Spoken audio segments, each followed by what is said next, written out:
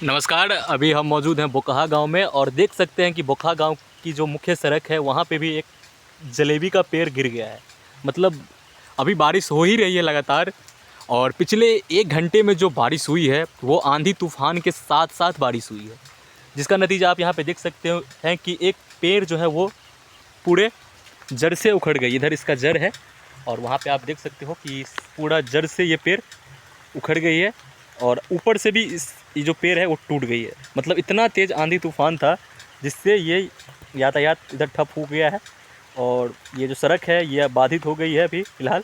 ठीक है, जब इस पेड़ को हटाया जाएगा तो फिर यहाँ से यातायात आना जाना संभव होगा। ठीक है, धन्यवाद।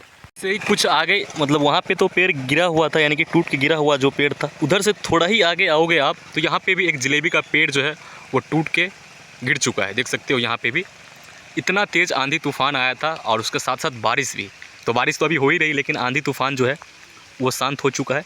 ठीक है, तो वीडियो को शेयर कर दीजिएगा ताकि ये खबर दूसरे लोग तक भी पहुंच सके। ठीक है।